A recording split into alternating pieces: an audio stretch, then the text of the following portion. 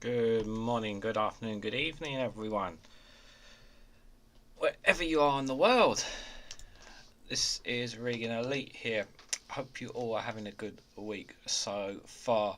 Did you enjoy last night's Snowflake show with myself and Lee Corn? I hope you did. If you haven't seen it already, don't stop watching this. Make sure you make some time to watch the show because it was a very interesting show to say the least. Guys, I feel like every time I do the Snowflake Corner now, I feel like there's always something watching me. I don't know why. I just feel like there's something somewhere watching me. It's becoming a nasty habit of mine. I just feel like there's always something watching, and I don't know where it's coming from. Um, Not gonna lie, I'm not feeling 100% today. I'm actually feeling a little bit worse than I did yesterday. I didn't need to record any content today, which is good because but um, obviously I still have news round to record, so we'll see how tonight goes, guys. I have a lot of articles to cover, but we'll take each of it as it comes. I wasn't going to cover it around Gaza, but I think given the story that's come out in the last several hours, I think it's worth covering because there's a potential for something that may or may not have happened in the last couple of hours over there, which I think is fascinating. I know you guys want to talk about Braverman. I'm sure that's going to come up tomorrow. That's for sure. So don't don't stress. I have got water with me just in case anybody's wondering. Just going to do a quick hello in the chat, and then we'll get started. So Colin Thompson is here. Greetings, Colin. How are you doing, buddy? Good to see you. I hope you're doing well. Mark, I can't say your name right. Is it Wilkie? Wilkie, I hope I said it right. Let me know in the chat if I said it right. I hope you're doing well, buddy. Good to see you. Jasper Edris says tractor topics. The only tractors that I relate to is probably the ones in Ukraine, the ones who always steal the Russian tanks, don't they? You remember that story when it first? Remember that story coming out? That was crazy. Number 3 is here, guys. Check out Number 3's YouTube channel. He's got his own YouTube channel as well. Jim Toit is here. Good evening, everyone. Good evening, Jim. Hope you're doing well. Hope I said your name right. If I did, I apologise. Jasper Snow Chick Vengeance says, has she been sacked yet?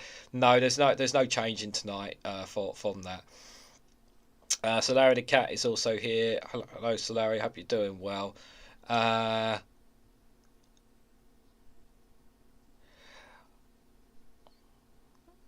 It's called the coming war on China.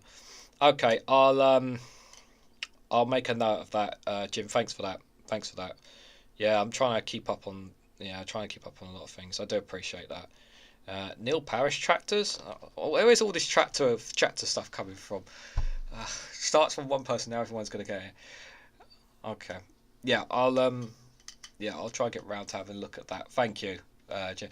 Right, let's I don't want to talk about it, but let's just dive right into it, guys. But this gives me some optimism, guys. So let's have some optimism. So it's from The Guardian, guys. So Netanyahu rejects his ceasefire for hostages deal in Gaza, sources said. The Israeli PM is said to have turned down proposals in early talks to continue the long, tough line. So there was an article from Sky News saying that that US sources and one person from the IDF, the Israeli Defense Forces, had said that there had been an open humanitarian doorway for 5 hours of a humanitarian a pause. The humanitarian pause is what obviously our government and most of the West have been calling for. They have so that the IDF, one source in the IDF was saying that, and the government was saying something different. So there was confusion. So that gives me optimism that there is some kind of talks taking place. Now, obviously, we want a ceasefire, but the fact that there's serious talks of some kind of humanitarian pause at least means that potentially we could get some civilians out of there, and we can get aid in to the people there. Because I think that's all. Because obviously, asking for a ceasefire. I mean, we want it, but we're not optimistic of it. But I would say this is a step in the right direction. I think is the best way to describe it. Hello, Mad Monk. Good to see you here, buddy. Casper, did I say hello to you? I hope I did. If I didn't, hello. I hope you're doing well as well. Jao is here as well. Jao, we're going to be covering the story on in Portugal next, buddy. So definitely will be needing your input in the chat for that. Yeah, just on this. Yeah, so let's just read into it because this is the latest update. Because the Guardian apparently has a sources into it. So they says here that Benjamin Netanyahu. Let me know if the sound is all right, by the way, guys.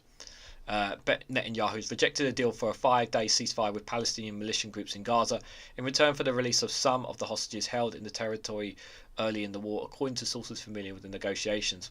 The sources said the Israeli Prime Minister rejected the deal outright in negotiations soon after Hamas militants staged an unprecedented incursion into Israel's territory on October 7th, killing an estimated 1,400 people. Negotiations resumed after the launch of the Israeli ground offensive on the 27th of October, but some sources said Netanyahu had continued to take a tough line on proposals involving ceasefires of different durations in exchange for a various number of hostages.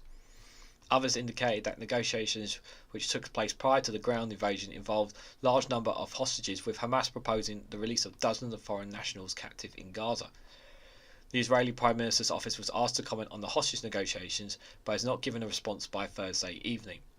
An estimated 240 people were taken hostage after fighters from Hamas, Palestinian Islamic Jihad and other groups based in Gaza, as well as civilians, crossed the reinforced border fence separating the territory from Israel towns and Kibbuzim. Public anger and demands that Israel prioritises hostage negotiations have increased, with families of those held in Gaza rallying outside Netanyahu's residence earlier this week. So obviously Netanyahu is becoming, there is a growing unpopularity with Netanyahu. That he does, from what most, and this is not my opinion, this is what most news outlets have appeared to be saying, is that Netanyahu is prioritising the bombing of Gaza as opposed to getting the hostages out, which is which you would think is actually would be more of a priority. But it appears here that doesn't seem to be the case. And the question is why? Why would he not want to get his people out of this horrible situation? Is that not what you would want? I mean, obviously, and we understand the anger from Israel's side over the horrible attack by Hamas. Excuse me. But surely you would want to bring your people home. And if you can make a negotiation to do that, would you not want to do that? Clearly that doesn't seem to be the case here. 91 Lees is here. Good evening, 91 Lees. Hope you're doing well. According to three sources familiar with the talks, the original deal on the table involving freeing children, women and elderly and sick people in exchange for a 5-day ceasefire. But the Israeli government turned this down and demonstrated its rejection with the launch of a ground offensive. Why? Why would they not want to get their people out? I think the main point I would probably start seeing it in the chat is the possibility that they don't want to give Hamas any chance to regroup. I think that's the reason, but still, you would not want to get your people out of there is the question I would put. Israel's bombardment, as well as the continuing the ground invasion of the northern end of the Gaza Strip, home to 2.3 million people, have killed more than 10,300 people in the past month and injured about an excess of 25,000 people, according to Hamas-run health ministry Abdul Al-Bida. A spokesperson for Hamas's militant wing, Zili ad-Din Al-Qasim, has said that the group is unable to release more hostages amid the mounting attacks. On Thursday, the US National Security Council spokesperson John Kirby said Israel had agreed to a 4-hour humanitarian pause, with the aim that the small breaks in bombardments could aid the passages of hostages out of Gaza. Kirby said Israel had also agreed to open a second corridor of civilians to flee Gaza Sea. Okay, that's the significance there. So there is something kind of a humanitarian pause there. So that gives us a bit of hope. Lieutenant Colonel Richard Hike, an Israeli army spokesperson, said that there's no ceasefire. I repeat, there's no ceasefire. What we are doing, that 4-hour window, these are tactical local pauses for humanitarian aid. So they're not in any way in looking at a ceasefire whatsoever, which is what we really want. Palestinian Islamic Jihad released a video saying it showed 2 hostages, a woman in her 70s and a 13-year-old boy held in Gaza. Spokesperson for the group's military wing said it was ready to release them on humanitarian grounds, where the security conditions on the ground are met. Hike said the footage amounted to psychological terrorism of the worst kind I've seen in my life. Indirect negotiations between Israel's officials and Hamas, mediated by Qatar, as the 2 groups do not officially have contact, and recently focused on the possibility of a ceasefire lasting between 1 and 3 days, tied to the release between 10 to 15 hostages.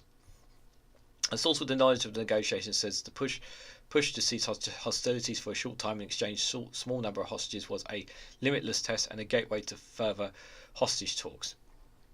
Officials from Egypt and the United Nations and a Western diplomat told the Associated Press that the deal on the table would also allow more aid, introduce small amounts of fuel to enter Gaza after Israel largely cut supplies of food, water and fuel days after Hamas's incursion. US officials told AP that the Biden administration suggested linking the length of the ceasefire to the number of hostages to release. Negotiations to free the hostages resulted in the release of 4 women, including 2 American citizens and 2 Israelis, on the 20th and 24th of October. The Egyptian cable news Al Kahia said Egyptian mediators were close to reaching a deal that would bring a humanitarian truce in Gaza and a hostage exchange. Okay, so probably going to leave it there in terms of this because I have quite a lot of others to cover, but I will just say on this story, obviously it gives me some optimism. There are talks in the background, and it said obviously we want a ceasefire, but that appears to be off the table. But perhaps there is some optimism that there may be some aid coming in, and perhaps there'll be some ceasing of fire, at least of shots fired and bombardments, at least for a few hours. So I would say, obviously, we know how sensitive of a topic this is, and I'll probably cover another video tomorrow on Rumble, exclusively on there. Probably talk a bit more about it if my voice is up for it. Crossfink, touch wood anyway, guys.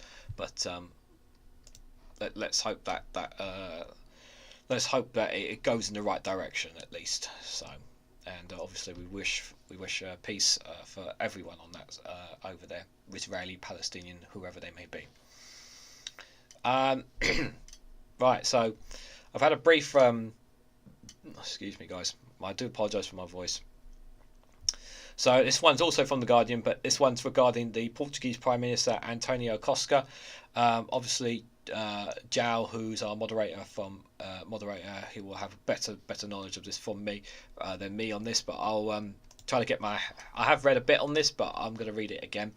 So the Portuguese Prime Minister António Costa resigns amid corruption inquiry. It's quite fascinating that you see a Prime Minister here basically stepping down because of a corruption inquiry, and literally, like, what's going on in the UK, comparing the scandals after scandals, and yet you don't see the entire government stepping down. Like, such a contrast to excuse me, such a contrast to the UK in the way they handle things in politics. So what's this all about? So the police have searched Socialist Prime Minister official residence in investigations into alleged corruption. The Portugal's Socialist Prime Minister António Costa has resigned hours after prosecutors examining alleged corruptions involving lithium and green hydrogen deals announced that he was under investigation, and police searched dozens of addresses, including his official residence and the Environment and Infrastructure Ministries. Speaking on Tuesday afternoon after 2 emergency meetings with Portugal's President, Marco Rebelo de Sousa, Costa said he had submitted his resignation, adding that he had a clear conscience and complete trust in justice and how it worked. The duties of Prime Minister are not compatible with any suspicion of my integrity, he told a press conference. In these circumstances, I presented my resignation to the President of the Republic. Costa, who won a third consecutive term as Prime Minister after his party secured a surprise absolute majority in a snap general election in January 2022, said he had stepped said he had stepped down despite having been completely willing to dedicate himself with all my energy to fulfilling the mandate until the end of this legislature. He had also said he would not be running for any forthcoming elections. So he's had three consecutive terms as Prime Minister. So he's obviously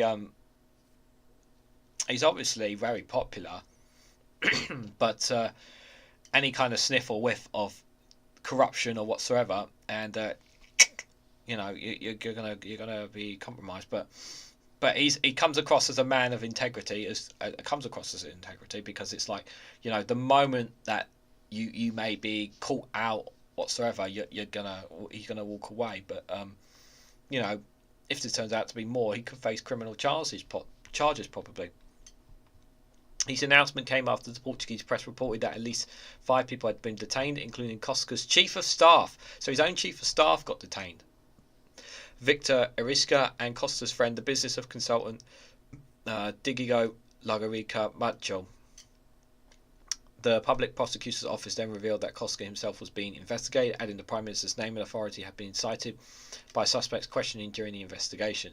Rebel del Sara confirmed that he had accepted Costa's resignation and would be meeting party leaders on Wednesday. Today's obviously Thursday, this was a couple of days ago. I haven't seen an updated article on it since, guys, in case you're wondering. The President will then have to decide whether to dissolve Parliament and call an election, or whether to allow Costa's socialists, who have a majority in Parliament, to form a new government. Has there been an update on that, Jal? Could you let us know in the comments if you know for sure? In January this year, prosecutors said they are looking into allegations of corruption related to lithium and hydrogen projects, but did not name any suspects.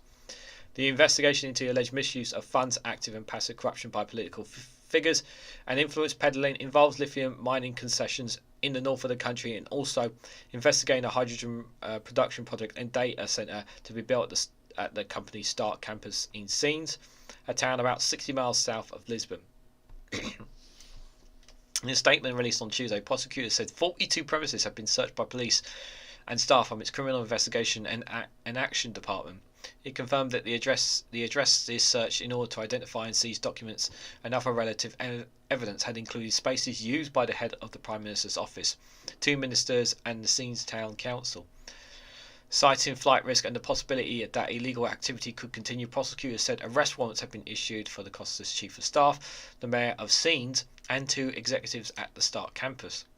Prosecutors also said that Portugal's infrastructure minister, João Gambia, has been indicted has been indicted as part of the investigation, and had the president of the executive board of the Portuguese Agency for the Protection of the Environment, the APA.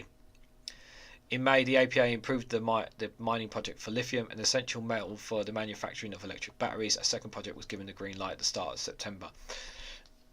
So it sounds like, obviously, that they were looking to cash in ministers and some friends potentially here.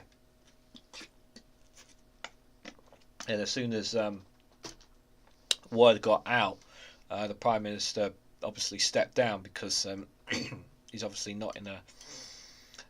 João says Parliament dissolved by the President, a socialist government in service until March this year, fully functioning government until then, just this evening. Okay. So it's dissolved. So I imagine potentially an election next year, potentially. The socialist government. So they must call in a general election then, most likely. Then I imagine that's probably what's going to be the case then with it. But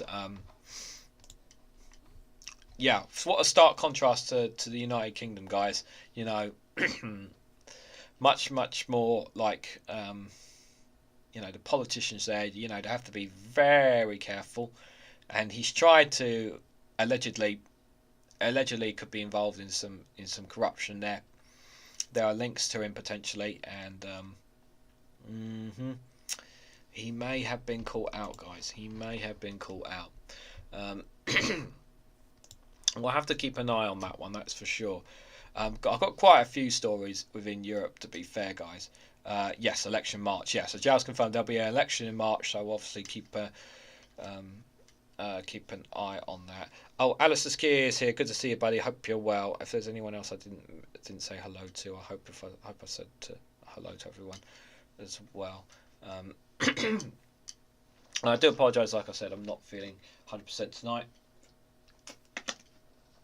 But, right, this one here, this is regards to migration. So obviously, it's from CNN. It's from a few days ago, guys. Now, obviously, we talk about the migration coming from Europe into the UK, but how often do we talk about the migration coming into Europe from Africa and so forth? And this is some of you guys may have been aware of this. I don't know if Max I don't recall Max covering this in any of his videos or his live streams, but I'm sure he'll be aware of this story. So this is from CNN. So the headline is: Italy signs an accord to send migrants to Albania in a deal slammed by rights groups. So before I read into it, just basically the essential story is that because Albania is not part of the European Union, they can send migrants back to where they come from. Whereas if you're a nation of part of the European Union, my understanding is that you can't do that because they have a rights. So yeah, this is wait, am I on the right? Am I on the right? Hold on a second. 1, 2. I think I'm on the right one. I'm just gonna, yeah, that's better. I thought something was wrong with that. Yeah, so let's read into it. So Italy will build 2 detention centres in Albania to house migrants trying to reach its shores. The Prime Minister Giorgia Meloni said on Monday in an attempt to control migration figures that have almost doubled in the years since he took office. Meloni said the facilities are due to open next spring and will initially take in 3,000 people once the centres are fully up and running. Meloni said her government hoped that it could process up to 36,000 people a year. I hope I'm saying that right. Meloni's far-right Brothers of Italy's party is facing growing domestic pressure, and it has failed to deliver on electoral promises to limit illegal migration, with more than 145,000 people have reached Italy's shores since January, compared to 88,000 people last year. In all seriousness, how are you supposed to curve the migration problem with what's going on in Africa, what's going on in the Middle East? How is he supposed to do that? You know, you're going to make such a promise like that, you really going to need some serious influence on the world stage. Never mind just your own influence in the country, but, you know, in the world stage, to try and mitigate this. I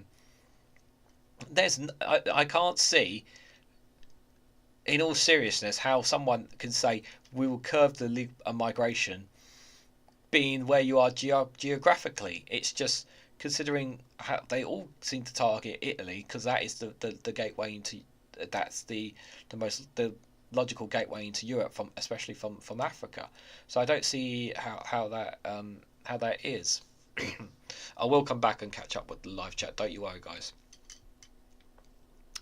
Speaking in Rome alongside her Albanian counterpart Il Ramida, Meloni hailed the deal as a European agreement and an initiative solution aimed at curbing the rise in crossings over to the Mediterranean Sea from North Africa.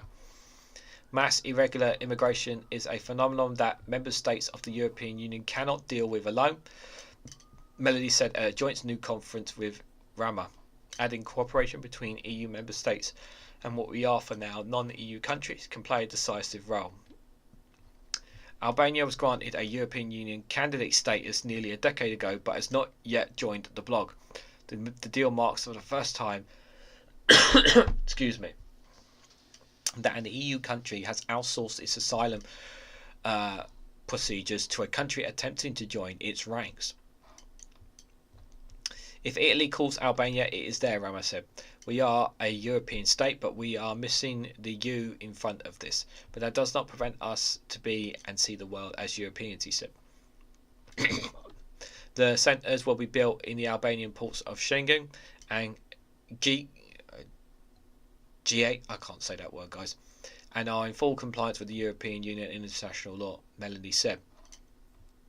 One centre will be used to process migrants rescued by boats at sea. The second will be used to house migrants who will qualify to apply for asylum in the UK. the EU, apologies. It is unclear what happens to those who do not qualify, but the Meloni government has focused on using the threat of immediate deportation as a means to deter migrants from arriving on Italy's shore. Yeah, that's the thing. Deportation there. Immediate deportation is not allowed inside the EU due to human rights statuses that allow all arrivals to apply for asylum. Because Albania is not an EU member, those rules do not apply. So basically, they can basically kick them out.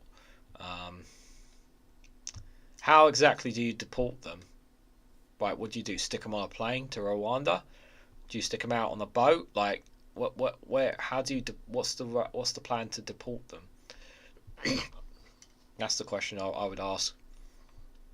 And it's very scary as well, because at the end of the day, these are people here who are just trying to find a better life for themselves, whatever it is they're going through, whether it's climate change, whether it's war, whether it's famine, disease, whatever it is. They're just coming to look for a better quality of life, and they just happen to be seen as nothing more than a number to governments. The plan would allow Italy to skirt the Dublin Agreement, which states that the first country in which migrants must arrive must take care of them and process their cases. Italy will provide the manpower to process applications, but Albania will provide police and security and surveillance, Mehdi said, adding that minors, pregnant women and other vulnerable groups would not be sent to Albania. A few other details about the deal, including its costs, have been revealed. Does that mean you're going to separate families in that? Will families be separated? That's a question I have. So let's say there's a father there who has his son. Are you going to separate the father and the son? Are you going to separate families there? Okay, if they're single male, that are okay. On that perspective, you make sense to send him to Albania. But you know, if he comes with his child or comes with his entire family, you're going to take the man away from the family. I think that's a good question to ask. The European Commission issued a tense response Tuesday afternoon. We're in contact with the Italian authorities because we need to see the details. We're asking to receive detailed information on this type of arrangement, a spokesperson has said. The deal echoes the United Kingdom's controversial agreement to send thousands of asylum seekers to Rwanda, which has been mired in legal challenge since its inception. Human rights groups and opposition politicians decreed the announcement. The secretary of the left-wing More Europe party, Riccardo Maggi, wrote on X that the deal would create an Italian Guarmatalo Bay, isn't it? In America, if I said the word right. You guys know what I mean, but the horrible prison that they had in not in America. Where was it? Is it in Cuba? Was it? They had it, Guarmatalo Bay, where they could pretty much do absolutely anything because it was outside the US country, so they could literally do absolutely anything to the prisoners, wasn't it? I'm sure that's the name. In a scathing statement to CNN, the International Rescue Committee condemned Rome's plan in what it says strikes a further blow to the principle of EU solidarity. I'm just going to stop there. We'll have a look in a sec. I want to catch up with the chat because I know I haven't caught up too much. May General rumoured also October time would likely be the May one, says Alistair Keir. Jao says short story. Glanbia used his friendship and position with the Prime Minister to weave a web of corruption and kickabouts for contracts, green hydrogen and lithium. We have it. Okay. Yeah, this is it's obviously to do with raising money with regards to making money for themselves as well. Jao said, Duke Vengeance says, if I do any corruption, I get told off by Squire. The Kurd is to question my mother, and then I get disapproved glances from the cat. Well, you would, yeah, you don't want to get disapproved glances from the cat out of all those things. That would be the worst thing. Jao said, they got caught because one company denounced them to the equivalent to the district attorney, and the authorities began investigating it. All of them now cannot hold public offices. They are detained from being questioned. The judge will decide how they wait for the next phase, inquiry, and after that trial. The entire government could be jailed and the state would still work. Wow. That's pretty big, that would be, if that was the case. Melonhead is a flash, says the Larry the Cat. Alistair Keir is reminding you all to smash the like button. Very appreciated. Jow says if the accusations against the PM were serious, he would be in jail now, but he has to resign because no suspicion can exist on the integrity and capability to govern. Excuse me. Jim Toy says the former coalitional powers have kept Africa poor with the World Bank loans and extortion interest rates. Yeah, we've had Europe, more particular Britain, is responsible for a lot of damage caused to Africa, without a doubt. Its history. The PM is politically blamed for the failure of his government and cabinet. That's regards to Portugal, says Jow. China too, South Africa, the Beltane Road, says Alistair Keir.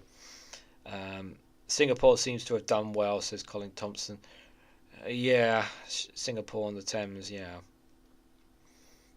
Algeria, Alduvia, Egypt, Ethiopia, Kenya, Nigeria, Sudan, Tanzania, all part of the Belt and Road, and they're not having problems. Okay. Sounds like they will, but I hope not. Rich countries paying poor countries as dumping grounds for the huddle masses, says number 3.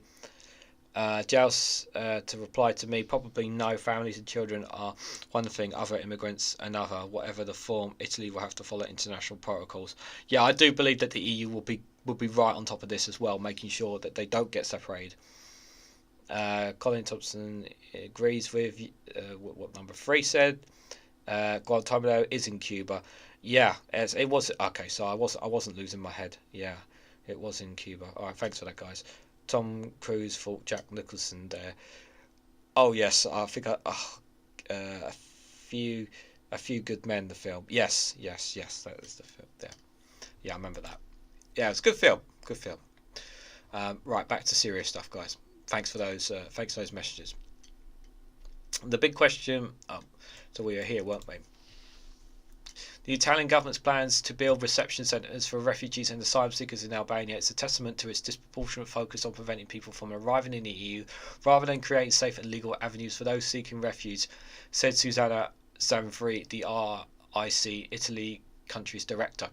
Big questions loom over the application of Italian jurisdiction in Albania, as it remains unclear how people on the move could access asylum and exercise their basic rights in a non-EU territory, she added.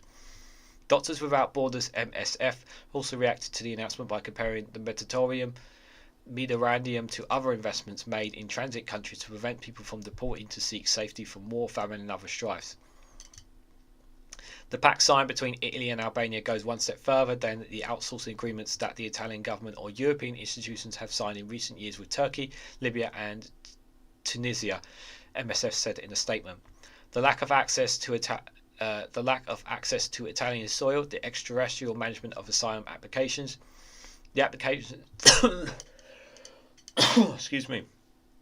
the application of accelerated border procedures, and the detention of people in a third country represents a new attack on the right to asylum, as it is understood today, the MSF statement added.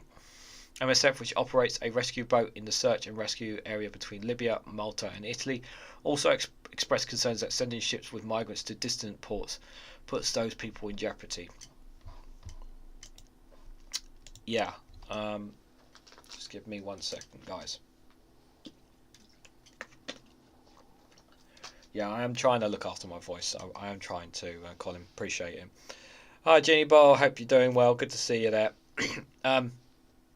Yeah, this is definitely a cause for concern. Obviously, it's obviously going to take a bit of time to build the prisons, obviously. And obviously the EU will be looking at this very closely to make sure that they're following international law as much as they possibly can. But will this stop people crossing over from North Africa? Will this actually stem the flow of migration? My general belief is that it will not. I don't think it's going to stop people from deterring.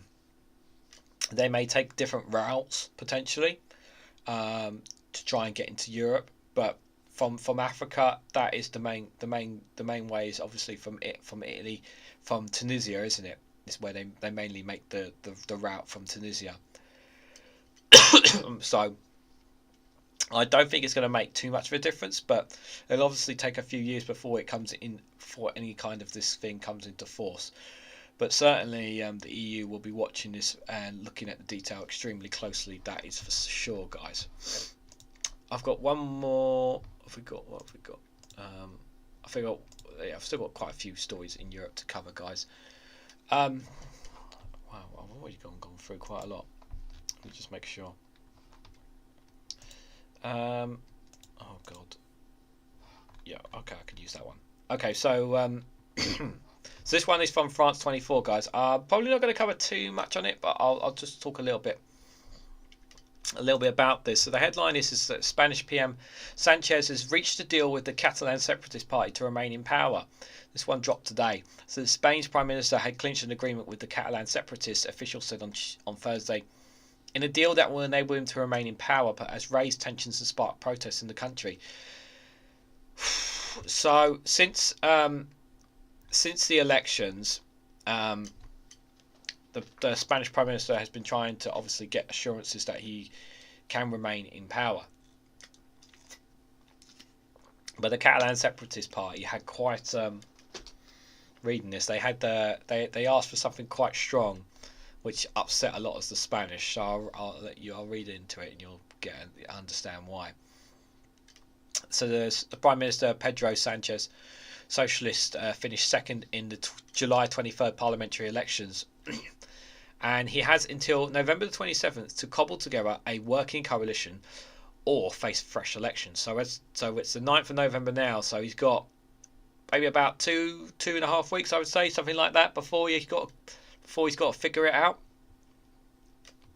Sanchez needs the support of Catalan's independent parties and has accepted their demands to offer amnesty to all those being pursued in their role for the failed succession attempt in 2017.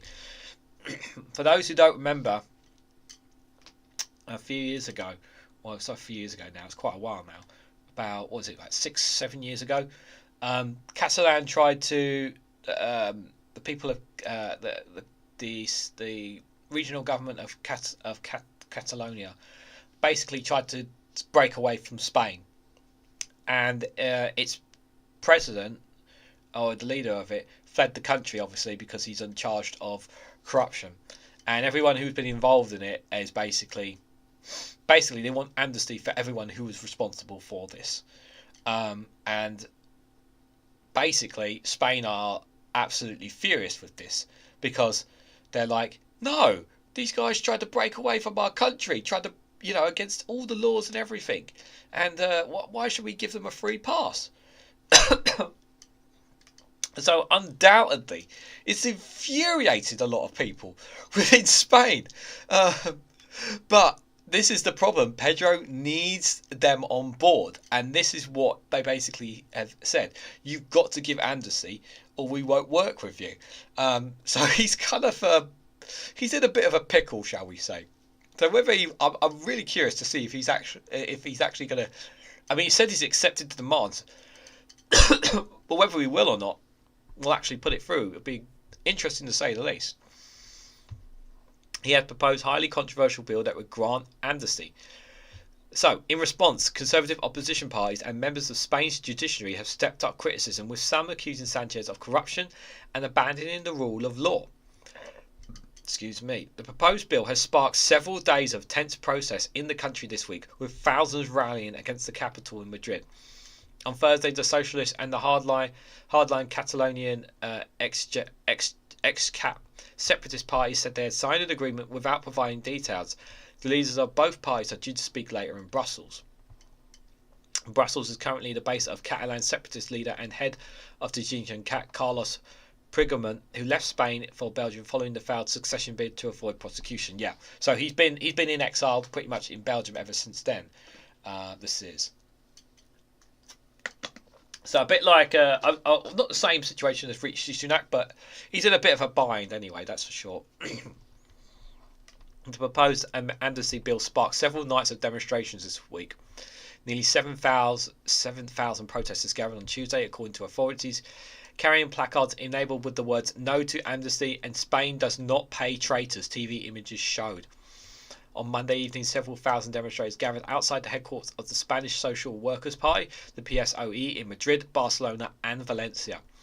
And on Saturday, Alberto Núñez Feijóo, head of the opposition Conservative Popular Party, that's the PP, said at a meeting that exchanging votes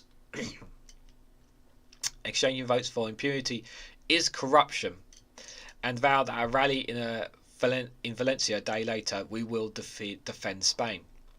Feijóo's PP finished first in July's parliamentary election but failed to form a coalition.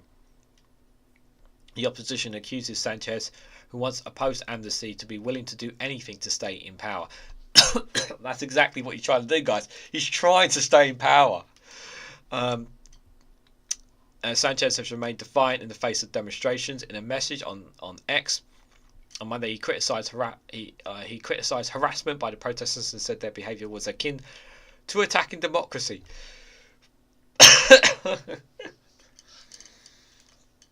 Oh dear, oh dear. Well,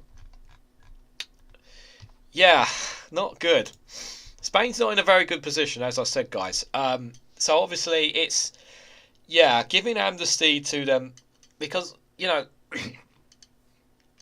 the difference between, obviously, you know, I've heard some people try to make the comparison of what's the comparison between, like, Scotland wanting independence and Catalans wanting independence. Well, Scotland are doing this legally. They're not gonna break the law. They want to do it. They want to do it the legal way. They want a right yet to be able to vote for it. Catalonians have not been given that vote. They've not been given that right to have the vote.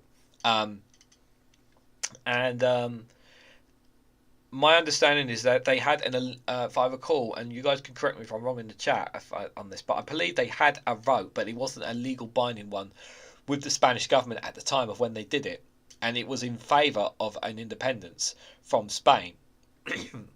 And it did not go well. What happened after, obviously. So. But should they get amnesty? I don't think they should, if I'm honest, guys, because they broke the law. Like, they literally broke the law. What they did was to try to break away without following the legal laws and procedures. Now, you can argue, obviously, whether the laws were fair or not, or whether they should have had a right to have had a vote or not. Yeah, and that's perfectly entitled. But the law is the law. They still broke it. Interested to hear what you guys think in the chat about this. What a cold do. Who are you referring to? Singapore was part of Malaysia until 1965, says Jim. Let me just scroll a little bit back up just to see. Honey tea required for your voice, Regan says. Yeah, I'm probably going to need it after this live stream. Everyone's saying hello to Jeannie. And the Spanish right wing took to the streets, says Jal. Yep. From 1965, Singapore, a colony, build a thriving economy, but not the African colonies, ? Yeah. The Catalan, Jal says, the Catalonians have been used as an excuse for political battles between the left and the right for years. Portugal is the preferred asylum country. In 1640, we kicked out the Spanish after 60 years of dominance. We asked for aid to Catalonia for them to rise up to, and Catalonia chose their destiny. Sorry for being blunt, but they made the bed where they laid. Party politics, bad news. Well, just because they made their bed at the time doesn't mean they're not entitled to change their opinion. I would say. I mean, obviously, you know, people change, times change. You know, just like Scotland. You know, there was a time where Scotland were happy to be a part of the United Kingdom, but you know, people's voices have changed now, haven't they? You know, Alistair Keir will speak truth to power with that. Colin Thompson said, "I've never heard it put like that." The Catalans did get one of the only two football clubs in Spain. Yeah, I mean, Barcelona, and yep, it happened. The only ones that helped us were the Galicians, and until they are brothers, and we are very similar culturally, says Joe. Independence for Catalonia, no, it did. It might have started a trend. Hawaii and Cornwall may do the same. Funny you should say about Hawaii. There's a rich history behind the story about Hawaii. There's a YouTube channel I would highly recommend you guys check out. There's a YouTube channel called Real Life Law. Guys got millions and millions of followers on YouTube. Fascinating history lessons, guys. If you want some history, some real history, definitely worth checking out. The YouTube channel is called Real Life Law. He's advertised like a windmill. He did a great one on Hawaii. Definitely worth checking that out. Spain like to hear it to vote, says Jeannie. And other Libyan languages. Yep, I need to learn more about Portugal, Spain, etc., says Mark. Yep, well, that's what I'm doing. You know, that's what it's about. It's also, excuse me, it's also about history lesson for me, just as much as for some of you guys as well. So I'm enjoying the history lessons, shall we say. Jao says, and Catalonia has plenty of votes. They're one language. They want to not be under the authority of the courts in Spain, like other regions of Spain.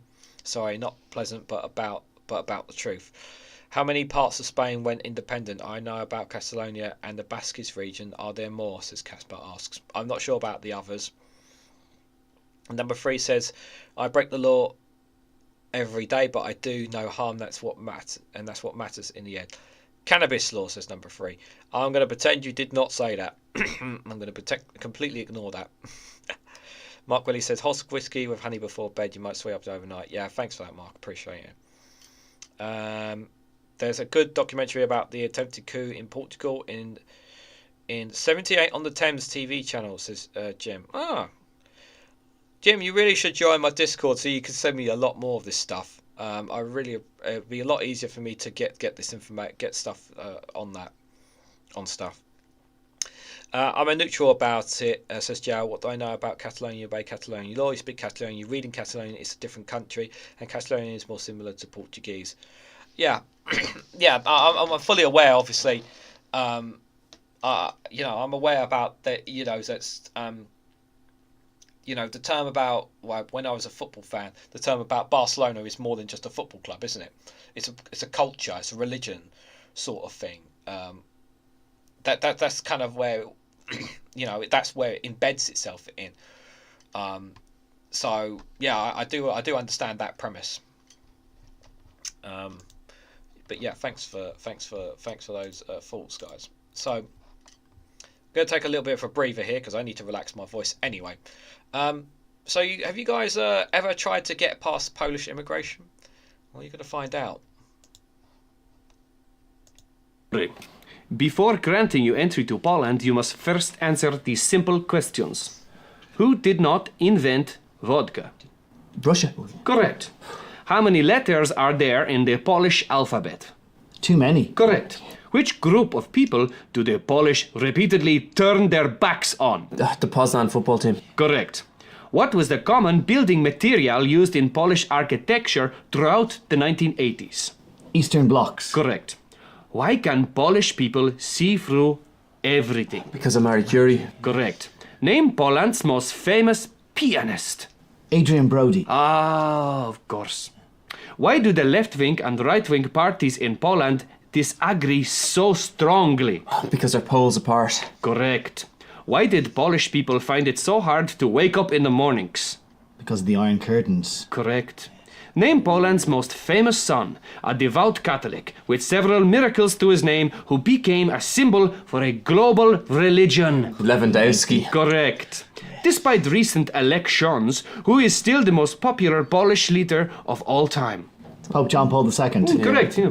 And final question, an easy one. Name the predominantly Catholic country that drinks alcohol at every occasion and loves to eat potatoes. It's Ireland. No, it's Poland. No, it's Ireland. Oh, Poland. No, it's Ireland. Not Ireland. Wrong. Poland. No, it's Ireland. It's potatoes and Ireland. Catholicism.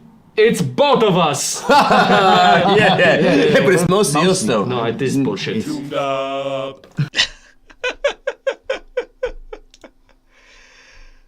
That one dropped today, guys. And I was kind of worried. I was like, am I going to get a funny video today? Yeah, I did get one. So, getting past Polish immigration, foil arms and hogs, guys. The link for it is in the description if you guys want to check out that video. Do go check it out. Subscribe to their channel. Give them a thumbs up. Great stuff as always. I'm not sure how much further I'm going to get going. I'm going to go with these articles, but we are going to truck on as they say, guys. So this one was a couple of days ago. It's more with regards. This was obviously there was local elections in Moldova. Now, obviously, this had ramifications with regards to Russia's influence in the country. So this is from Reuters. It's from 3 days ago. So Moldovan president, pro-West party wins local elections, loses in big cities.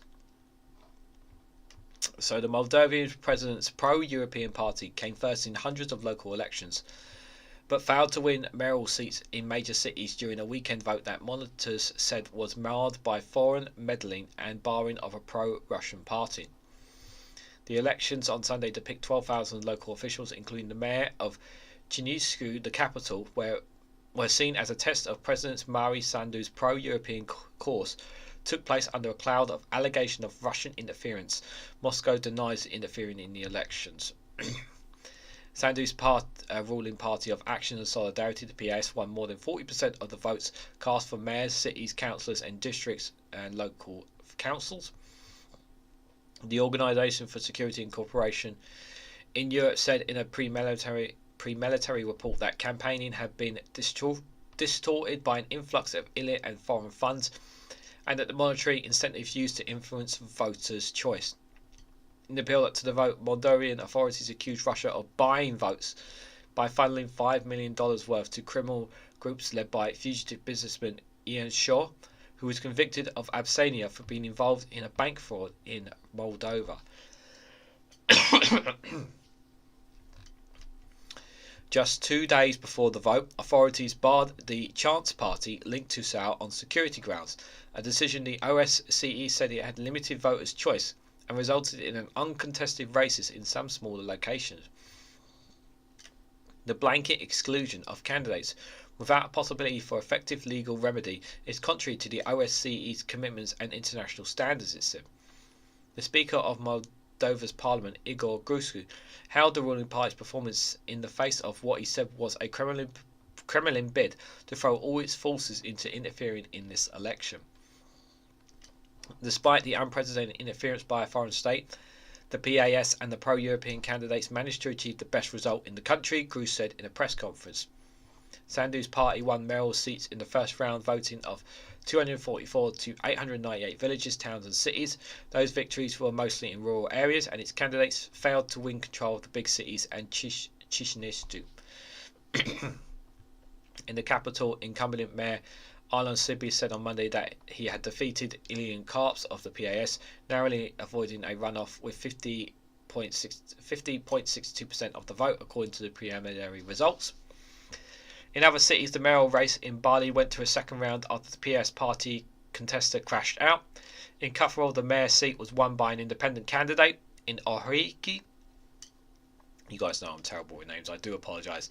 An independent candidate linked to Shaw won the first round.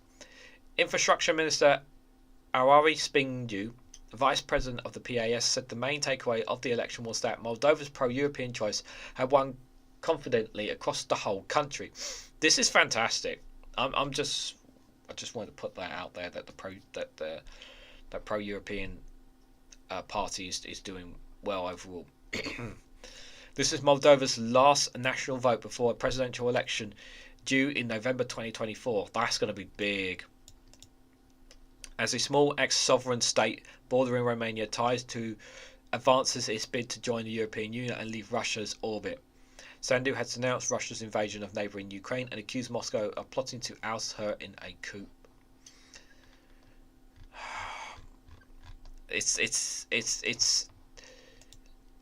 I'll be a bit worried for her if I'm honest, guys. You know, someone trying to pushing for the benefit and the people of Moldova.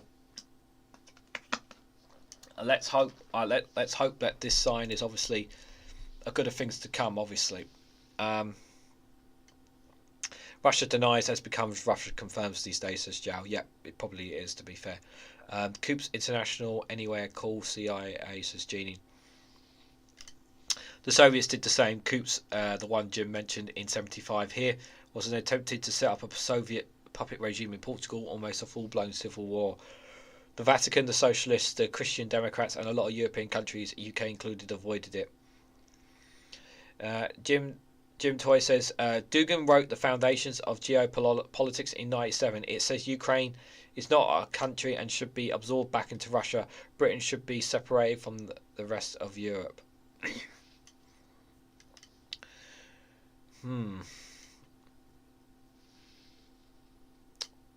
Dugan is a complete and utter madman, in my opinion. Vad Vlixer has talked about it. People do say a lot of things. Germany should be turned into an ally. Interesting. Well,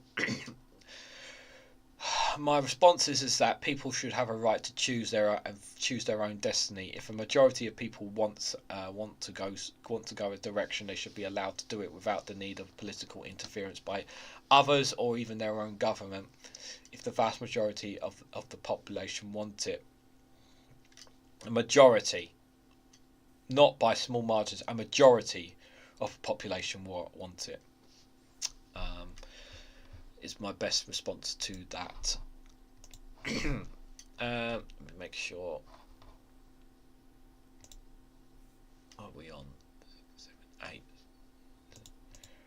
Right, so this one is not. We are going a little bit into Ukraine, but it's not so much on the war, guys. I just want to just kind of see the numbers of how much money is being spent in Ukraine. This is what this one is about. I'm probably going to skip. Yeah, I'm probably gonna skip one of the articles maybe today. We'll see. So this one is from the Kiev Post, guys. So the Ukrainian Parliament greenlights the 2024 budget with a record-breaking defensive expenditures. Priority funding in the state budget for next year is for defence, which in total will take about half of all expenditures. The Defence Ministry will receive 1.155 trillion. That's $32 billion. So Ukraine's parliament approved a budget that includes unprecedented defences spending to help the fight against Russian invasion. Sorry, my mic there. MP Yaroslav Zegovich wrote on Telegram that 276 parliamentarians voted in favour of the budget, meeting the Veronika Ravka November 20 deadline. Estimated budget revenues for next year sees a HR.22 billion, that's $610 million increase, reaching 1.768 trillion, that's $49 billion. Expenditures for next year are nearly unchanged at HR 3.35 trillion, that's $92.9 billion. State budget deficit is reduced by HR 0.22 billion, that's $610 million, which will total $43.6 billion. I'm just going to say the $1 billion, that'll be easier for me to read. External borrowing has decreased by $31 million, dropped from $1.2 billion to $1.1 billion. The law has adjusted the forecast for real GDP to 4.6%, down from the initial 5%, and inflation forecast to 9.7% compared to the initial 10.8%. The forecast dollar exchange rate is now at 40.7 per dollar, down from an earlier 41.4 per dollar. Looking ahead to 2024, defence needs to take precedent in budget allocations, consulting approximately half of all expenditures. As Roskiga Paliska, head of the budget commission of the Vaskorika Raka, told the Kiev Post, all Ukrainian revenues are going towards defence, with everything else provided by its allies. The Ministry of Defence is set to receive $32 billion with potential increases in future estimate revisions. So much money being thrown into this. Other allocations include $2.8 billion for the National Guard, $2.5 billion for the National Police, $1.7 billion for the State Border Services, $5 501 million for the GUR, 165 million for the Foreign Intelligence Service. Additionally, the SBU will receive 967 million, and their Interior Ministry staff will be allocated 390 million. And just looking at those numbers, it's just absolutely I wouldn't say obviously on the level of America when it comes to their military budget. I would say, I'd probably be fair to say, probably bigger, but still, huge swathes of money being thrown in. And really, when you think about it, guys, you know, its existence, the very country's, the very nation's existence is at stake. It's at stake here, really, to think about it. That is for sure. I'm not sure if we'll cover both articles, but we'll see how things go. I'm just going to make sure it's on the right one. Guys, while you're here, if you can really support me, hit the like button. It'd be greatly appreciated. If you can, share across social media. And if you hit the bell notification icon, you'll be notified of when I go live. Hopefully, my voice will be better enough for a news round tomorrow. But I will try to sleep better on it. And if you guys also as well, if you want to get additional content, you can get additional content. The links are in the description. As I said, to both Rumble, at the moment I'm doing one or two videos a week on there, and at the moment they're just regarding Israel and Gaza. If you guys want to hear my thoughts on some stories going on in there, and also if you have an account on Patreon, you can follow me on Patreon. You do not have to pay in. I'm just going to stress that now. But if you create a Patreon account, which is very easy to do, create an email, have an email, password, simply follow me at REGANELITE. And on there, guys, you can see an additional video on there. I've got one. Yeah, I've pretty much nearly every day I've had one video dropping on there. But you can also support me financially on there, £2 a month as well, because I am still at the moment looking for a job. I just wish some of them would get back to me. Casper asks, why did the dinosaur eat the orb? What dinosaur? What are you talking about? Mad Monk is off to go to work. Take care, Mad Monk. Have a good evening, buddy. Thanks for coming by. I appreciate it. Oh, Hugh, good to see you there. I don't know if you were here before. Hope you're doing well, buddy. I'm just going to scroll up just to see what people are saying in the chat. Oh, Alistair Keir is looks like he's gone as well. That's all right, mate. Take care. Good night, Alistair, if you ain't already gone. Jim says, in the last 10 years, all these things come true. Britain left the EU. Germany was dependent on Nord Stream.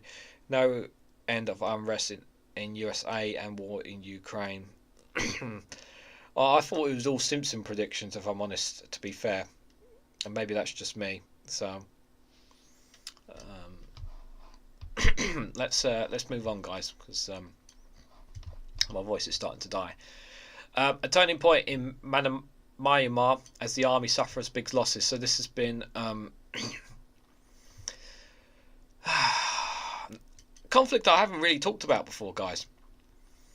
The military installed president of Myanmar has warned that the country is in danger of breaking apart if the government cannot control fighting which broken out in the Shang state. The former General Murray Swee, who was appointed after the coup in 2021, was speaking at an emergency meeting held by the ruling military council to address a series of coordinated attacks by anti-military insurgents which have inflicted serious losses on the armed forces. 3 ethnic insurgent armies in the Shang state, supported by other armed groups opposing the government, have overrun dozens of military posts and captured border crossings at the roads carrying most of the overland trade with China. It is the most serious setback suffered by the Junta since it seized power in February 2021. After 2.5 years of battling the army uprising it provoked with its disastrous coup, the military looks weak and possibly beatable. The government has responded with airstrikes and artillery bombardments, forcing people to leave their homes, but has been unable to bring in reinforcements or recover the ground it has lost. Almost hundreds of troops killed is believed to be the commander of government forces in the northern Shang state, Brigadier General Ang Kui Ling, the most senior officer killed in the combat since the coup. What makes this attack even more significant is that it marks the first time that a well-armed insurgents operating in the Shan state have explicitly aligned themselves and their military operations with a wider campaign to overthrow the Judah and restore democratic rule. However, there are other factors in play. These three insurgent groups have long held ambitions to expand their territory they hold, and crucially, China, which normally acts as a reinstating influence on all the groups along with its border with Myanmar, has not prevented this operation from going ahead. That is probably because of its frustration over the military government's inaction over these scam centres which are pro-life in the Shan state. Thousands of Chinese citizens and other foreigners have been forced to work down these scam centres. The insurgents says one of their aims is to close down. Again, I would go back to the YouTube channel Real Life Law. They did a video on another video lately on China, and in the part of the video they talked about why China is wanting an influence here in Myanmar. And I'm actually going to scroll down a little bit and just want to show you something here. So let me see if I can just bring up the bigger camera here. So you see on the left hand side, guys, obviously that's the country. That if you see on the left hand side, the smaller rectangle box, guys, of the country, yeah, that shoreline there, China wants control of that. And the reason why they want control of that is, if you guys obviously you guys know that they want more expansion control of the South China Sea, as well as obviously recapturing Taiwan. They are getting a lot of oil from the Middle Eastern countries, which means that that sea line basically down there, China wants to make sure that that if things kick off in China Sea between them, Taiwan, and possibly America, and they want to be able to ensure that they are still able to get supplies in their oil in specifically if things kick off, basically, which could potentially happen in the next couple of years. Potentially, is what some people are theorizing. This is about China is playing a much bigger influence in this than what people are saying. They are I would go as far as to say probably that they are the reason that this coup happened in the first place. Is I would say, because they were a democratic nation, and everything's all changed now. This is, to me, this is about China poking its nose in a nation that it has no business being a part of, and this is about them getting control of the sea, as well as obviously influence as well. So that's what I based on the history and that I've read on it. I'm going to read a little bit more.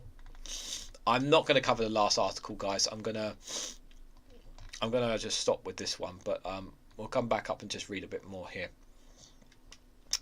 Back in 2021, when peaceful protests against the coup were violently crushed by the military and police, opposition activists decided they had no choice but to call for a nationwide armed uprising against the Judah. Many fled to areas controlled by ethnic insurgents along Myanmar's borders with Thailand, China and India, where they hoped to get access to the training and weapons most of them lacked. Some well-established ethnic armies like the Karen, the Kadi, the Kanaki and the Qing decided to ally themselves with the National Unity Government, the NUG, which was set up by the elected administration and was deposed by the coup. Others did not, notably the various groups in the Shan state, a huge lawless border bordering Thailand and China. Perhaps best known is one of the world's biggest producers of lithium narcotics. Shan state is also recently began hosting a booming business in casinos and scam centres. It has been blighted by conflict and poverty since Myanmar independence in 1948, fragmented into fiefdoms of different warlords, drug bosses and ethnic rebels who have been fighting each other and the army. So, yeah, it's not... they're trying to fight for democracy, and it's proving difficult there. So just to give a I'm just going to come back to the screen just to give what this map is. So the red squares are the key conflict locations. The purple triangle is the armed insurgent groups, and the lines are where the roads blocked by insurgents there. As you can see, there's quite a lot of conflicts taking place on the borders of China there. So not really something I've been keeping up on, but I thought, considering we haven't really got any, there's nothing really happening as of right now over in China or Asia, China, Australia, or Thailand, or in Korea specifically. I thought this one would be an interesting one to read nonetheless, guys. The two rival insurgent forces claim to represent the Shang, the largest ethnic group, but in recent years 4 smaller ethnic groups have built up powerful armies. The strongest of all of them are the Y, with solidified modern weapons and around 20,000 troops backed by China. Then there are the Kolang, the ethnic Chinese group with long tradition of insurgency. The Plang or Tang, people of remote hilltop villages whose armies have grown rapidly since the formation in 2009.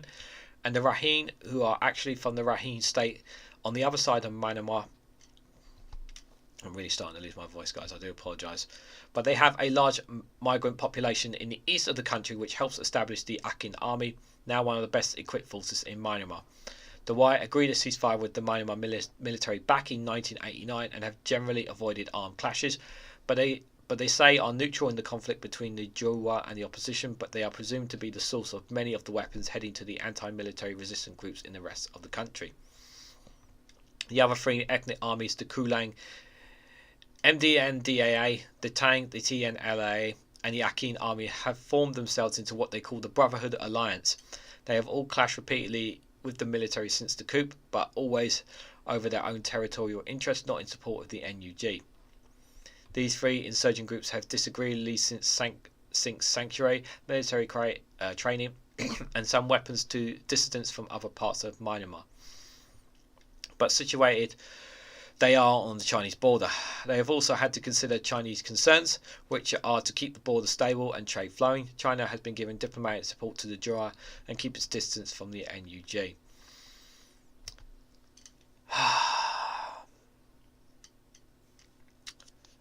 How this is it's just from reading this, guys, like, and not having much knowledge of it, it just sounds like an absolute cluster F. And you do feel for the people there. Doesn't the people just, in all seriousness, wouldn't people just want peace and they just can't seem to have it? Everyone has to fight one another for, whether it is because of tribalism or history or culture or whatever it is. Can't just get around the table and just sort things out. No, can't be like that, can it? In June this year, under pressure from China, the Brotherhood Alliance agreed to join peace talks with the military, although these quickly broke down. But they still appear to be carrying out a wider civil war. Operation 1027, so called because it was launched in October 27, has changed that. They have made dramatic progress. Entire armies have surrendered without a fight. The alliance said that more than 100 military posts and 4 towns, including the border crossing at Qingshawing and Hoising, which straddled the road to Moose, the main gateway to China. They have blown up bridges to prevent military reinforcements from being brought in, and they have surrounded the town of Lukiding, where many scam centres are being run by families allied to the Juda. Thousands of foreign nationals are believed to be trapped in Lukidang, where there is a growing chaos as people queue for the limited food left in the town. China has warned all its civilians to evacuate via the nearest border crossing. The Brotherhood Alliance said the ultimate goal now, like that of the NUG, is to overthrow the military government. The NUGs, whose volunteer fighters have been waging a desperately unequal armed struggle against the full might of the army and air forces, has applauded the alliance's success and talked about a new momentum in their struggle. Pro-NUG People's Defence Forces, which are not well armed or experienced as the Shang insurgents, have launched their own attacks in the area in the Shang state to take advantage of the military's apparent weakness, and have for the first time captured a district capital from government forces. Yeah. So this picture is the MMDAA's released an image showing its flag raised in the border city of Chongqing. Interesting. Jim Toy says it's another conflict that's been going on for decades. Some people call it the last battle of World War II. Wow. What? I must have been living under a rock then, because they don't talk about this on some of the world news outlets. On some of the world news outlets, I don't hear much on it, because it's probably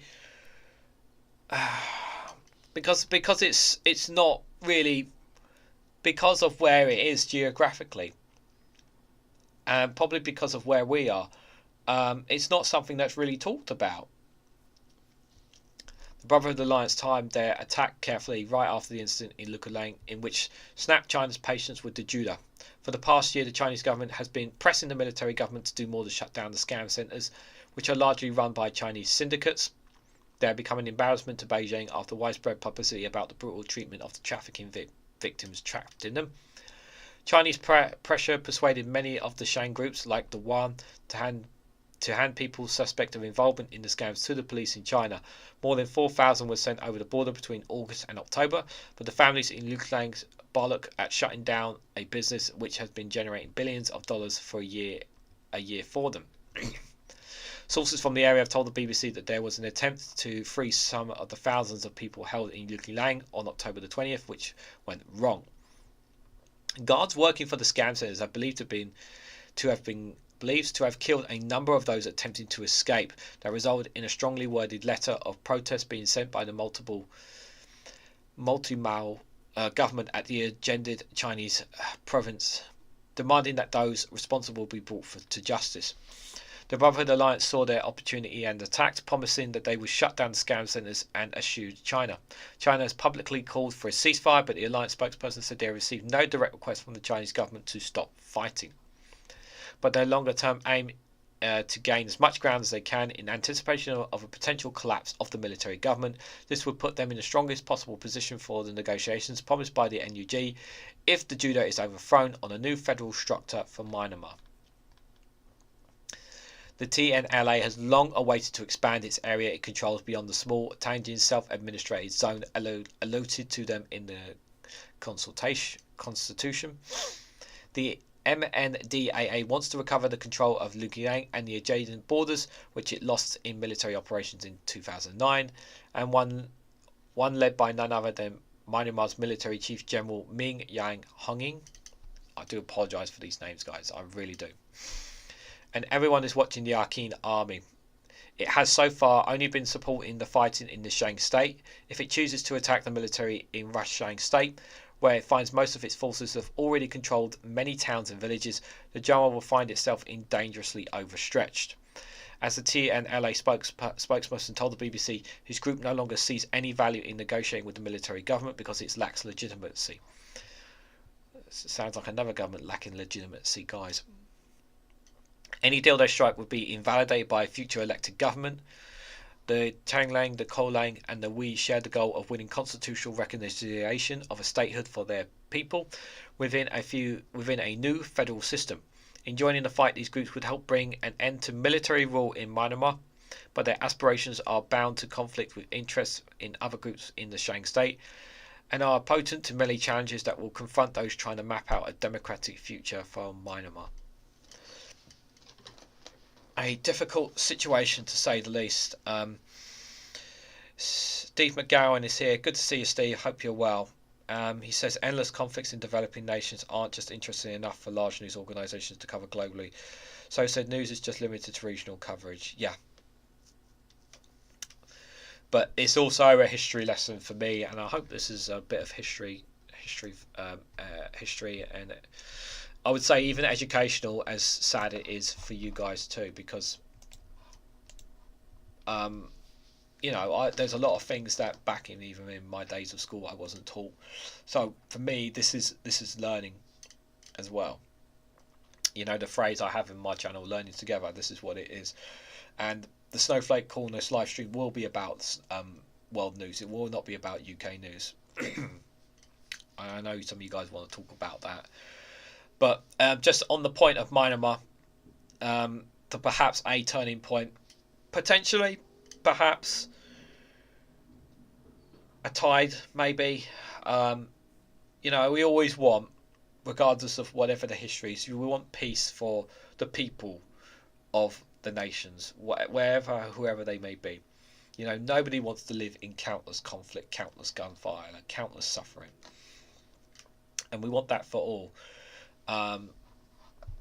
Without a shadow of a doubt, my knowledge is little to none on this. And I do despair for the people there. I would like to say that kind of wish China would do maybe a little bit more, but mine, I don't have the best of knowledge. But I hope you guys, in all seriousness, found this news story and the rest of the stories we covered today fascinating and interesting, to say the least. I do have some funny things to share with you guys before we actually do an outro as well. I did have one more story, but I'll just tell you what it was. I'm not going to cover it, but basically, it's not going to come up. Basically, it was about, it was in America, basically, guys. If you hadn't heard the, I'm just going to try and refresh it. I don't know why it's not coming up. Ohio voters enshrined abortion access in the Constitution in the latest statewide win for reproductive rights. So there was on Tuesday, Ohio voted for abortion access rights for people in their state, which is a massive win for them. So I'm very happy for the people for those people, and hopefully more abortion rights will come to those in America. It is a long battle for them. So yeah, I'm just going to share with you guys some really funny images I come across. So I think I did this on my first episode, some funny images. I know we're going over time, guys. I know we want to wrap things up. We will wrap things up, don't you worry. But I'm just going to share some of these funny images with you guys. I just want to clear my voice because I want to put on a funny voice for you guys. Hope you guys enjoyed these images and my voice that goes with them. So the Daily Post with the headline: just when you thought it was safe to take your dog for a walk, claws. Ginger ninja in series of assaults on village dogs and their owners. Residents vow to carry water pistols to defend against the evil cat attacker.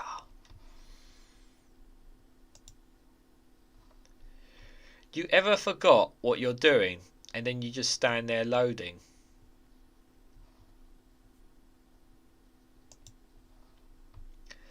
When you tell your parents a joke and it turns into a lecture.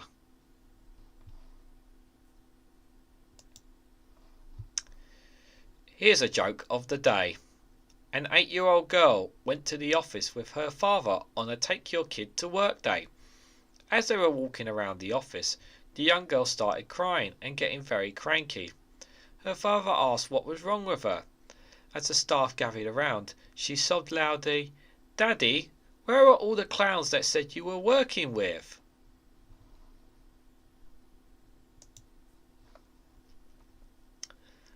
I need to cut back on caffeine. I thought these were baby dinosaurs. And this one, guys, you will definitely like. Fun and games in the great outdoors with the Nasty Party. We're making a lifestyle choice. Carry on camping. What a joy it is to watch as Britain's elite classes shrug off the shackles and responsibilities of ruling the oaks and invested plums for the easy life, having a fabulous mortgage and rent-free tents on the city streets. These jokes and gags are non-stop. This is a film starring Cruella de Vil, Bojo the Clown, Shitty Patel, Michael Coke, Shifty Shunak, Mad Nak Dory, Mark Frantz Dog, Dimerick Raab, Jeremy Cunt, Jimmy Fagoey, Penny Mordor, Thick Lizzie, Jacob Rees-Mogg, Terry Comptonville, and Kemi Bag Enough. Hope you guys enjoyed those ones. Hope you guys enjoyed them. Just going to have a quick look in the chat before I wrap things up. I'm just going to scroll up a little bit. Steve McGowan says, hello, all good here in Prague, thanks. Oh, Prague, I would love to visit Prague. There's so many lovely countries I would love to visit in Europe. Definitely on my list. I do apologise for the sniffing. I've got a cold, so as you guys know. Not only did I work at a military museum with a lot of ex-military with interesting stories and care homes plus social clubs when I was young, says Jeannie. Fascinating, fascinating. History has been my hobby for a long time. Started with wanting to know about roots and then it turned fully nerd, says Jow. Oh, well, me and you should just spend time and sit in a library, Jow, shouldn't we? Or go to museums. Jeannie Bottle says, my dad would take me to meet lots of old soldiers, air forces and navy. I learned a lot over the years, some top secrets. Wow, that's awesome, Jeannie. Mark Willie says, my grandfather fought against the Italians, Germans and Japanese. Why on earth can't we live in peace? Yeah, I know. And number 3 says, I studied military history as part of a wargaming hobby along with technology and supply routes. It pretty much explains everything. Steve McGowan said, I voted absentee in Ohio, not just in favour of human rights, but the legalisation of weed, which also passed it. Yeah. Yeah. Oh, and there's everyone's reactions. Okay, that kid's face is one of the ones I make, says Jow. Yep, the dinosaurs, not my tents. I often forgot what I'm doing when I am loading. Yep, I would sleep in the woods. I would sleep in the woods with the beasts. Yep. Share one with the squirrels, says Jow. So Larry the Cat says, make for some intense viewings. Great Uncle Ivor was Dunkirk retreat, the D-Day 4 years later, and then training staff sergeant by then. Got bayoneted badly but survived D-Day landings. Oh, thanks for that, Hugh. Fascinating. Number 3 says, Pretty Patel was waffling at the COVID inquiry today. I can't stand her voice. Oh, was she on the inquiry? Oh, God, I'm going to have to make time for that. I'm not going to watch the whole thing. I'll watch the clips then. I'll have to watch the clips then. Prague is probably the most inactive city in Europe with all 14 styles of European architect. One of many places I want to go to. Libraries and museums are my favourite spots to spend some time at REGANELITE. Never a waste of time. Yeah, it's fascinating. I keep going to many whenever we go to different. Me and my missus. I'll just give you guys a little personal thing. So me and my missus, because we don't drive, we rely on public transport and we take trains. We've been to lots of places on the south of England. And whenever we go to places like, we've gone to lots of different south coast places, Brighton, Bournemouth, Portsmouth, Dover, whatever. Whenever there's historical places, we like to go to them to, not just to tick them off the bucket list, but to kind of read a bit into the history in that. And it's fascinating stuff, to say the least. That's for sure. And if you actually join my Patreon, I'll share this bit with you guys. If you actually join my Patreon, actually paying to the £2 a month on there, you can get access to photos of some of the places that I've been, whether it's been with my missus or been with some family. You won't get pictures of my partner or my family, but you'll get sort of pictures of me in places that we've been. So you can get to see a bit of places that I've been to. Why no super chat button? Because I have to hit at least 500 subscribers, and there's another threshold I need to meet in order to become a member, Jim. So it's down. It's not just me. It's down to you guys. As long as you continue to like, share, and support me, that's the best way that will grow the channel towards it. So that's the reason. But if you want to financially support me, you can buy me a coffee. Or join my Patreon, one of the two guys, because that would be greatly appreciated. But if you can't afford it, it's all well and good. Just hitting the like button, watching my videos, and sharing, giving up your time, it's greatly appreciated. I appreciate that nonetheless. So you don't have to pay in if you can't afford to, guys. There's no pressure to do so. But if you want to support me financially, those are the ways you guys can do that. And on that, guys, because I've been chatting on for too long, we've gone in for way too long, guys. Just want to say thank you so much for coming along today. Thank you for another episode of the Snowflakes Corner. Hopefully next week my voice will be a lot better. And hopefully we won't have to cover Israel and Gaza. And hopefully have some more fascinating news and stories to talk about again. Like I said, guys, if you can, hit the like button, share across social media, hit the bell notification icon, subscribe if you haven't already subscribed. All that good stuff, guys, is very, very helpful. Tomorrow, guys, we have another episode of Speaking My Mind. I think the episode I have dropping at 9 o'clock is about women, so I'll definitely get some interesting feedback on that. And obviously there'll be news round at 3 p.m. UK time. That'll be dropping. Unless of course something goes wrong, which I will post in the commentary in the community post if my voice goes or whatever, guys. And chances are I'll be hanging out in Robert Spears, that's Max's live stream on Friday night as well. Also, I don't know if I'll be in the morning, be hanging out with Graham in the morning brew on Labour Social, but it all depends, guys. So, guys, again, thank you very much for watching. Take care of yourselves and look after yourselves. Thanks to everybody for coming by, whether it's just viewing, whatever, all the usual stuff. But yeah, links are in the descriptions. I'm not going to be doing an after chat or anything like that because my voice is cracking up as it is, guys. So I'm going to hit the outro button, be playing some nice music to see you guys out. So take care and good night.